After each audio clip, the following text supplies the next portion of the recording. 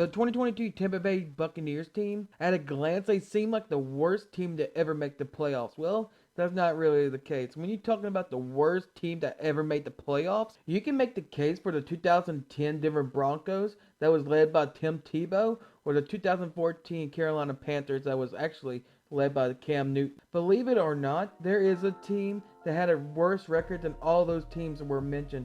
It was the 2010 Seattle Seahawks. Coming in the 2010 season, the year prior, the 2009 season for the Seattle Seahawks, they were actually 5-11 and they did not qualify for the playoffs, being third in the NFC West.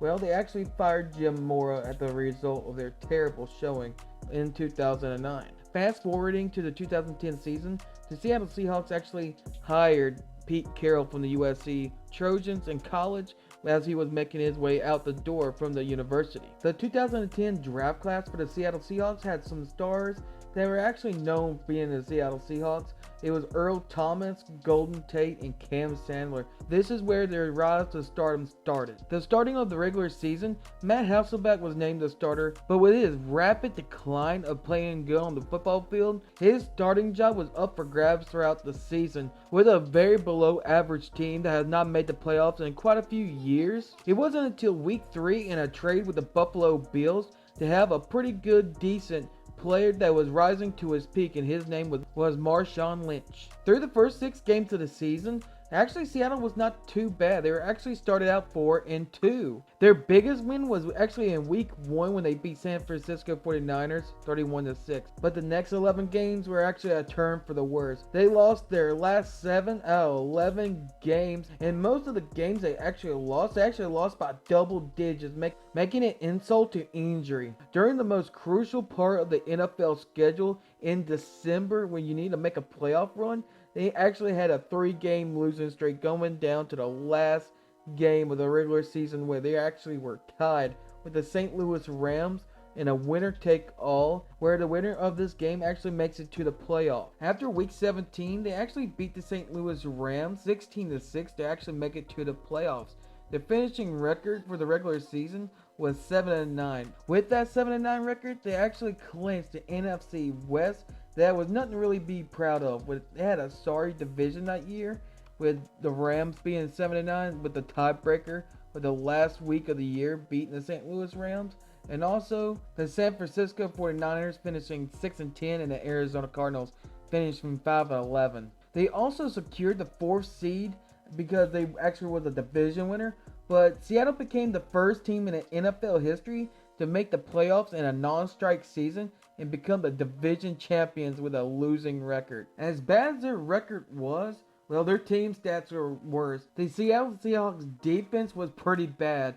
Opponents' points per game was 23.6, ranking them 25th in defense, while their yards per game was 26 on defense, and with all the defensive stats combined, they ranked 22nd in the NFL. The biggest Achilles heel to the Seattle defense was the rushing, where they averaged 30th in the NFL with their stats. But on the other side of the ball, Seattle Seahawks offense was pretty balanced and was actually okay, except for Matt Hasselbeck throwing 17 interceptions, giving the ball away to the other team.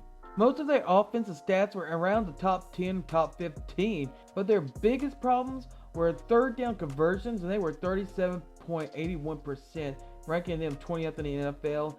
Also, red zone scoring, that was actually 47.27%, ranking them 28th in the NFL. Before the playoffs began and before their wildcard matchup with the New Orleans Saints that was actually known for the Beastquake, Matt Hasselbeck has been inconsistent and also with injuries. And Matt Hasselbeck was actually questioned to even start the game. With their matchup with the New Orleans Saints, the Seattle Seahawks was at home for this playoff game. In the first quarter, the New Orleans Saints actually had control of the Seattle Seahawks with a lead 10-7. But in the second quarter, it was a back and forth affair when it was 20-24 at the half. But in the second half, it was all the Seattle Seahawks, while Marshawn Lynch broke out a 67-yard touchdown, which made him famous for the Beastquake and also his rise to stardom for the rest of his career. But in the fourth quarter, the New Orleans Saints had a furious comeback, trying to rally, but a failed onside kick done them in, making the Seattle Seahawks win the wild card round.